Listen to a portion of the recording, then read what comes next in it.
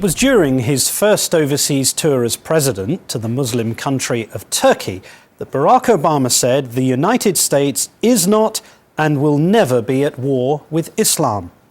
Which is why our next story is provoking so much controversy. It concerns inscriptions that refer to biblical texts on weapons being deployed by American forces. Here's our chief investigative correspondent, Brian Ross. Brian?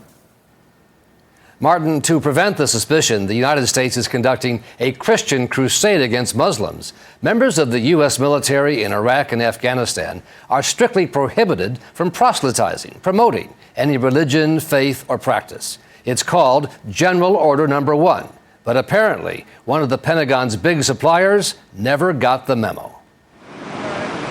Some soldiers call them Jesus rifles.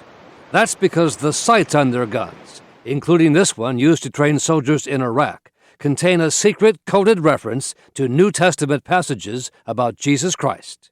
Here, JN 812, a reference to the book of John, chapter 8, verse 12, which reads in part, "Then spake Jesus again unto them, saying, I am the light of the world."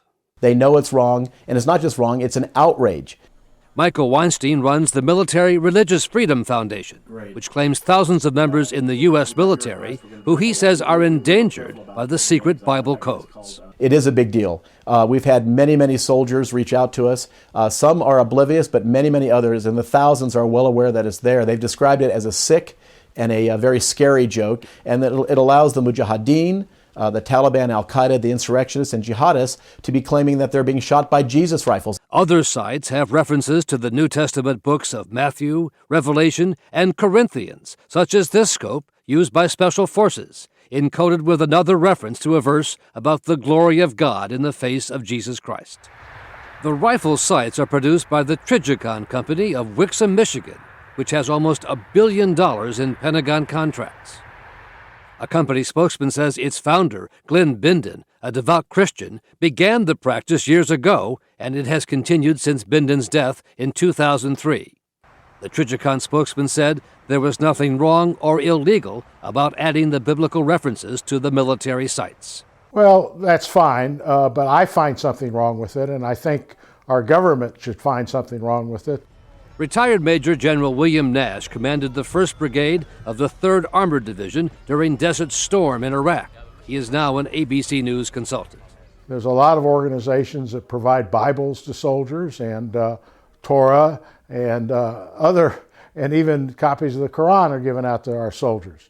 I have no problem with that, but I do have problems with military equipment being labeled in such a way that it seems like it's our God against their God. General Nash says the Pentagon should make the company remove the biblical codes. They should fix them all. They do a modification on the sites to take off those inscriptions, and if they fail to do that, they should be penalized monetarily.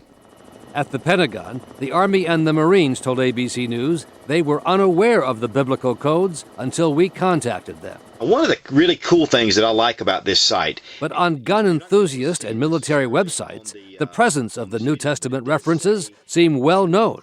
As this gun reviewer pointed out, the passage from the book of John. I love it. I love it. Yes, Trijicon, those guys are Christians. And, they're just, in all of their different sites, they have verses on there. So just a little neat side note. For those of you who aren't Christians, well, whatever, get over it.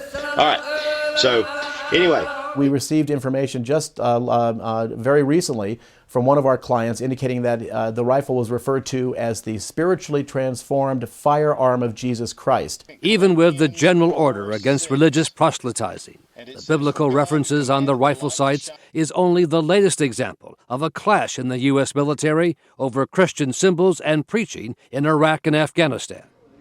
2 years ago in Afghanistan, American documentary filmmaker Brian Hughes saw boxes of New Testament Bibles published in Afghan languages. It was clear that those Bibles were there for the purpose of being distributed to the Afghan people, not to other soldiers, not to other people on the base, but to Afghan civilians.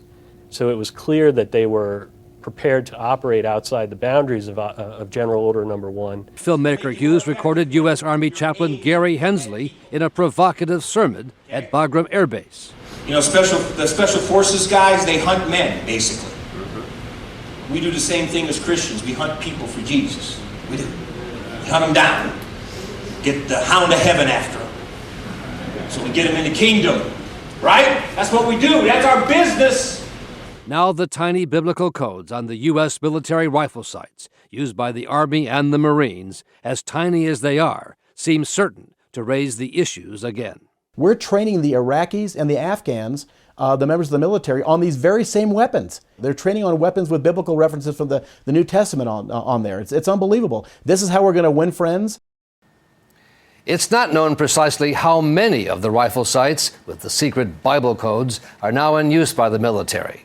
But the Trijicon company just received a $660 million contract to be the sole supplier to the U.S. Marine Corps, and its sights are the preferred choice of the U.S. Special Forces.